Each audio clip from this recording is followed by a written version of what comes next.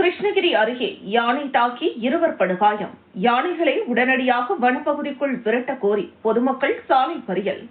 கிருஷ்ணகிரி மாவட்டம் மகாராஜா கடை மற்றும் அதனையொட்டியுள்ள வனப்பகுதிகளில் கடந்த 2 வாரங்களாக சுமார் 11 யானைகள் தஞ்சமடைந்து அவ்வப்போது கிராம பகுதியில் நுழைந்து பயிர் சேதமும் உயிர் சேதமும் ஏற்படுத்தி வருகிறது. இந்த நிலையில் அந்த 11 யானைகளில் பிரிந்த ஒற்றை காட்டு யானை கிருஷ்ணகிரி அடுத்துள்ள கீழ்பூங்குரத்தி கிராமத்தில் முகாமிட்டிருந்தது.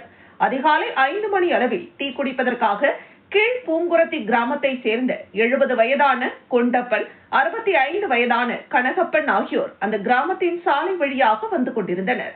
அப்போது இருட்டில் மறைந்திருந்த காட்டு யானை அவர்கள் வருவதை பார்த்து தாக்கியது.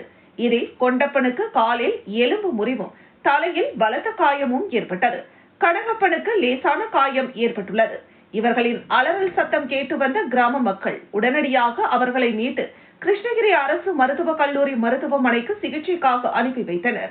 இந்த நிலையில் யானை தாக்கி படுகாயம் அடைந்தவர்களுக்கு உரிய நிவாரணம் வழங்க வேண்டும், யானைகளை நிரந்தரமாக காட்டுப்பகுதிக்குள் விரட்ட வேண்டும், கிராமத்தை சுற்றி 20 கிலோமீட்டர் மின்வெளி மற்றும் அகழி அமைக்க வேண்டும், காட்டுப்பகுதி ஒட்டியுள்ள கிராமங்களில் வன அலுவலர்கள் இரவு நேரத்தில் பாதுகாப்பு பணியில் ஈடுபட வேண்டும் உள்ளிட்ட கோரிக்கைகளை வலியுறுத்தி கிராம மக்கள் கிருஷ்ணகிரி குப்பம் தேசிய நெடுஞ்சாலையில் சுமார் 2 மணி நேரம் சாலை மறியல் போராட்டத்தில் ஈடுபட்டனர்.